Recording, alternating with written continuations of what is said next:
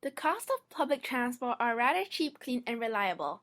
The minimum fare is a modest $22 when the meter starts running, and most journeys within central Hong Kong won't take passengers above 100 Hong Kong dollars. The cost of education and tax can be low as education is free in Hong Kong for a state-run school. But the majority of expats who arrive with kids want their children to go to one of the private international schools that teach in English and follow a Western curriculum. The taxes are particularly low as well, between 2% and 17%, and residents have a fairly generous annual tax-free allowance before the government takes anything. However, the housings in Hong Kong are relatively expensive, as Hong Kong is very small compared to the big cities and has limited commodity. Apartments in the city tend to be small, and even 15,000 apartments per year isn't enough for the citizens. Additionally, the cost of eating out and drinking out in Western-style bars and restaurants can be moderate to high in price. In my own opinion, as Hong Kong are getting wealthier, the cost and prices has risen to a great amount, and people that are on minimum wage could just about survive. The minimum wage is now revised from 28 per hour to 30 per hour, and it is fully enough. The poverty line for one person is 3,275 Hong Kong dollars per month. And if a person works 6 hours a day on minimum wage, every month you get $5,400, which is fully enough for a family. Nowadays, social welfare in Hong Kong is getting higher. There's a variety of welfare, which includes services for the elderly, family, child welfare services, medical social services, group and community work, services for young people, and services for people with disabilities. To qualify for welfare, you must be a Hong Kong resident, must have lived in Hong Kong for a year, and you must prove that you have insufficient income. The table shows the amount of welfare given to people. In order to survive, each individual must only spend $63 per day. However, with $63, they'll have to buy their own 3 meals and basic needs. For family welfare, they depend on how many family members you have, then decide how much they're going to pay you. But normally it's 3,830. If you receive welfare per family, you get less money compared to individuals. I think that each individual who receives welfare should be able to survive. However, if you eat in KG5, there's no way you can survive with $63 per day. What does Hong Kong do to support the poor? There are a lot of different types of programs which support and help people. For example, there are donation campaigns, fundraising walkathons, and sales. Hong Kong gives equal opportunities to everyone and share the benefits of economic and social development. They give disadvantaged people create a future where justice and well-being can come true and tackles unemployment problems. The major outcome measures of these programs was the employment rate of the participants. The poorest district in Hong Kong is Sham Shui Po, which covers Shak Kip Mei, Chung Sha Wan, and Lai Chi Kok. It contains a working class population of 365,000. Sham Shui Po district also has the lowest household income. The houses there are really old and small. There isn't any shopping malls or luxurious restaurants you can go to. People who live in Sham Shui Po are normally elderly and people who have low income, perhaps immigrants. However, the richest district is Wan Chai. Average monthly income of the families was 28,000 per month. Wan Chai overtook Central as the richest district. The average income of Central was 25,000 per month. In the 2006 report, Wan Chai was the richest with a monthly household income of $25,500. The difference between Wan Chai and Sham Shui Po is that the buildings in Wan Chai are designed well. They are new and tall. The outer layer of the buildings in Wan Chai seems lavish than the Sham Shui Po's buildings. The buildings aren't as tightly packed in Wan Chai than in Sham Shui Po. Wan Chai is also known as the office buildings. What are conditions like in cage homes, cubicle homes, and public housing? They are usually located inside old buildings in urban areas. In cage homes, each section has 2 to 3 layers of bed, which are subdivided with metal cages. There are no doors, so residents have to keep all of their personal belongings inside the cage. The temperature can reach 34 degrees Celsius. Residents share the toilets and kitchen, which are smelly, dirty, and very simple. Cage homes also lack privacy because the cages are so close to each other. Even though some cage homes have partition, it's just a piece of wood or paperboard. Cage homes generally have poor safety due to their location within old buildings and poor fire protection. Because residents rarely clean the open areas, cage homes are often found to have flies and mosquitoes. This filthy area becomes a breeding of bacteria, viruses, and diseases.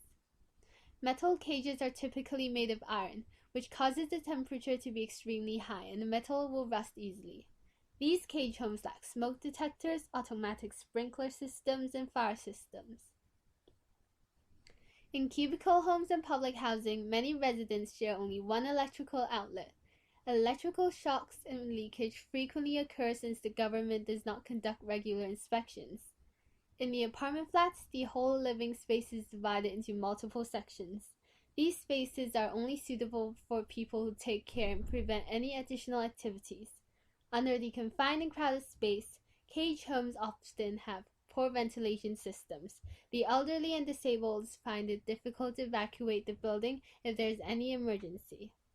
South China Morning Post states that there are 1,400 people homeless, which is double the government estimates.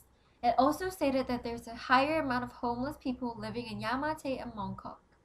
The supervisor of the city youth said that many homeless people don't earn enough even for a subdivided flat, which costs at least $3,800. Homeless people live in streets and under the bridges where cardboards are their beds.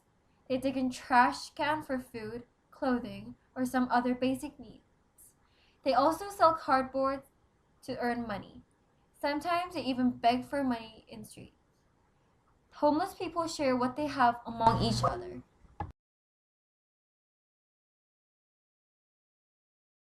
According to the Gini coefficient, Hong Kong's disparity gap has been growing enormously ever since the handover.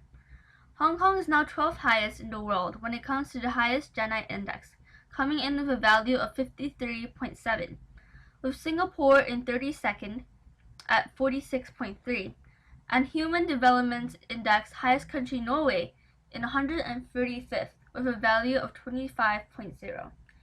The Gini index is usually from a scale of 0 to 100, or maybe 0 to 1.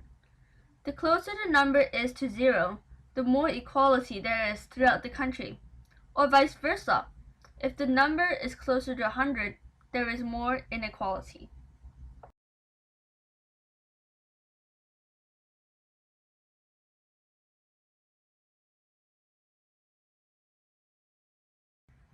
There are many reasons why Hong Kong disparities is large.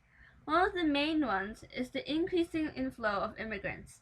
With a huge surge of immigrants from mainland China, a sharp increase of population occurred, and with this came a new source of people supporting the fast economic growth in Hong Kong. This can possibly explain why there is a sudden surge in Gini coefficient from 1971 to 1981, and from there the continuous upward surge. Other factors that play in this is the aging population we have here in Hong Kong. With more development in our city, more people are going above the retirement age compared to the amount of people who are able to make a living and earn money.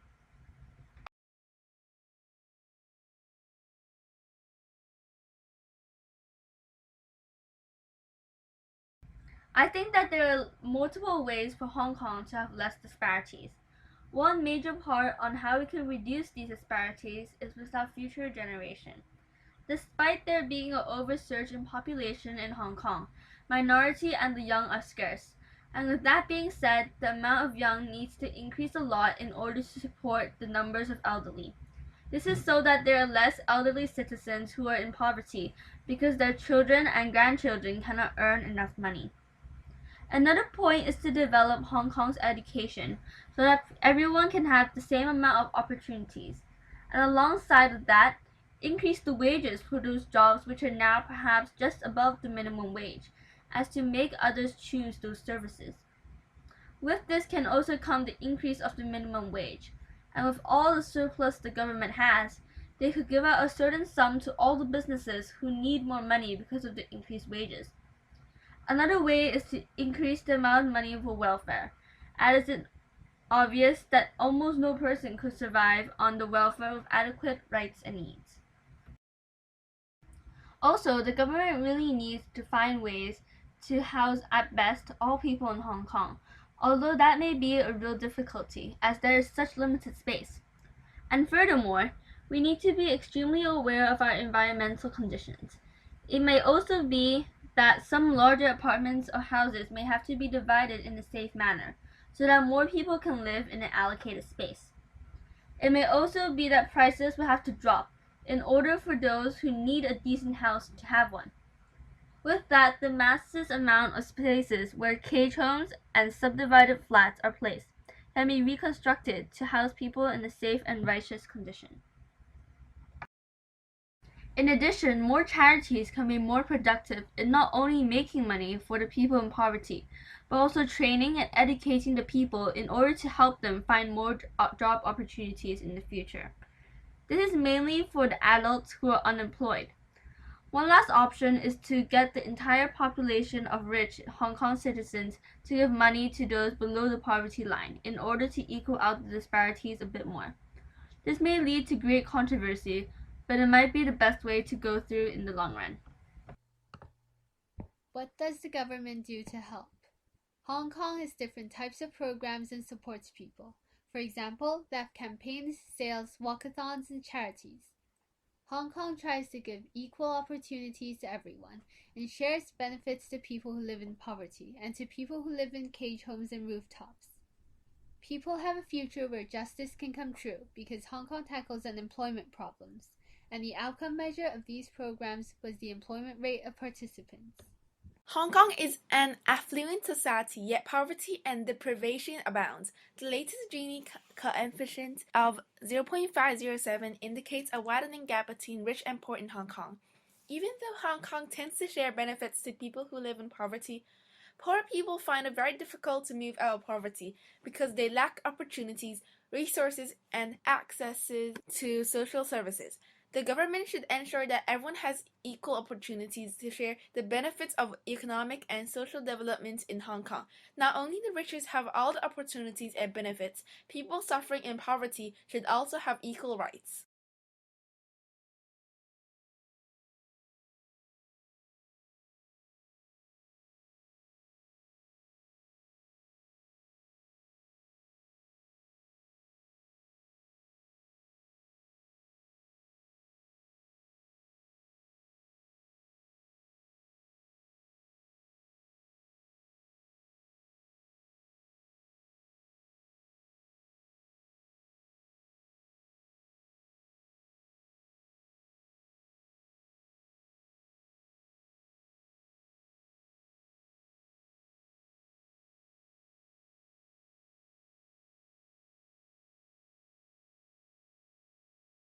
Despite the fact that the government say that public housing numbers will be increased, Section 62, the government has to really keep in mind the amount of land we have compared to the population of Hong Kong before considering further plans along the decade. I think that the suggestion to help occupants who are rendered homeless because of the changing and inspection of building and fire safety is really good. But at the same time, with infrastructure dropping and the expenditure estimates this budget, is that 1 billion going to be a difference to improve these housing?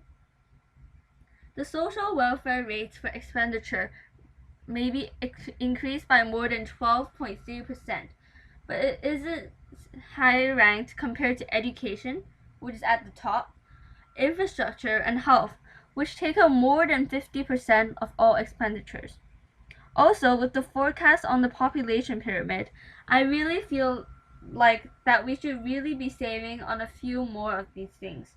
From 2020, I think that we should start saving up surplus as by 2040. One third will be people above the retirement age. And even though there is slightly more people in the working age, there is considerably less children. Does this mean that the expenditures for education can be minimized slightly? And why is education above health in the first place? Breaking down the policy address, we can see that 50 billion will be spent on the retirement elderly, and only 200 million for the rest in poverty. With such a huge difference, who is there to help those that could be working but can't? It doesn't matter what the reason, but I feel that the fundings for both groups of people should be about even though I feel that there could be about a 1 to 2 billion difference. Finally, I really think that we ought to be aware of the forecast on how population and land space, along with housing, will be later on in the future, and not use our surplus so much. Now, here are a few images. First of all is this graph from South China Morning Post. This shows the revenue estimates and the expenditure estimates. What we're really looking at here is the expenditure estimates, as this shows how much the government puts into a certain factor. The factors here are education, infrastructure, health, social welfare, others, security, environment and food, and policies, with education being the top and policies being the bottom, which is the least. I found this really interesting because it shows how much money and in what percentage the government puts into a certain factor. This next is also from South China Morning Post, and what we're really looking at here is the population breakdown. As you can see, the forecast for 2041 is a lot more different than what the population pyramid looks like in 2013. And I felt that this was interesting because there's a significantly more people who are above the retirement age. This last image is something which I found really interesting because it's the world map according to the population of a country. There's some countries that are really big, like China and India, where the USA is a lot smaller. Also, Hong Kong is actually a lot bigger than what it usually is on a world map. And some places can't even be put on this map because the population is way too small. Hong Kong is so big on this map compared to a world map because we have a large population but a really low land space, which affects our housing and how we live.